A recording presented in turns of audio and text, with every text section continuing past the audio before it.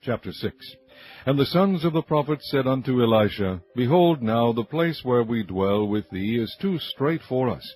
Let us go, we pray thee, unto Jordan, and take thence every man a beam, and let us make us a place there, where we may dwell. And he answered, Go ye. And one said, Be content, I pray thee, and go with thy servants. And he answered, I will go. So he went with them. And when they came to Jordan, they cut down wood. But as one was felling a beam, the axe head fell into the water, and he cried and said, Alas, master, for it was borrowed. And the man of God said, Where fell it?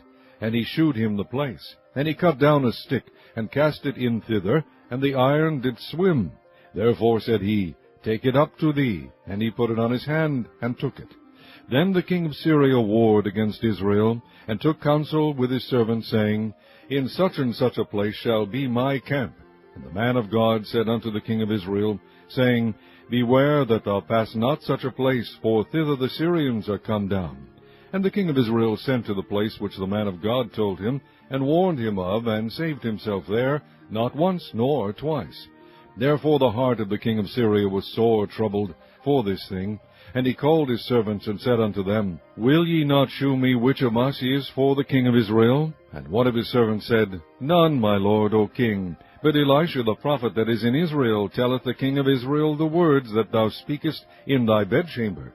And he said, Go and spy where he is, that I may send and fetch him. And it was told him, saying, Behold, he is in Dothan. Therefore sent he thither horses and chariots, and a great host, and they came by night, and compassed the city about. And when the servant of the man of God was risen early, and gone forth, behold, an host compassed the city, both with horses and chariots. And his servant said unto him, Alas, my master, how shall we do? And he answered, Fear not, for they that be with us are more than they that be with them. And Elisha prayed and said, Lord, I pray thee, open his eyes, that he may see. And the Lord opened the eyes of the young man, and he saw. And behold, the mountain was full of horses and chariots of fire round about Elisha. And when they came down to him, Elisha prayed unto the Lord, and said, Smite this people, I pray thee, with blindness. And he smote them with blindness, according to the word of Elisha. And Elisha said unto them, This is not the way, neither is this the city. Follow me, and I will bring you to the man whom ye seek. But he led them to Samaria. And it came to pass, when they were come into Samaria, that Elisha said, Lord, open the eyes of these men, that they may see. And the Lord opened their eyes, and they saw. And behold, they were in the midst of Samaria. And the king of Israel said unto Elisha, when he saw them, My father, shall I smite them? Shall I smite them? And he answered, Thou shalt not smite them. Wouldest thou smite those whom thou hast taken captive with thy sword and with thy bow? Set bread and water before them, that they may eat and drink, and go to their master. And he prepared great provision for them. And when they had eaten and drunk, he sent them away, and they went to their master.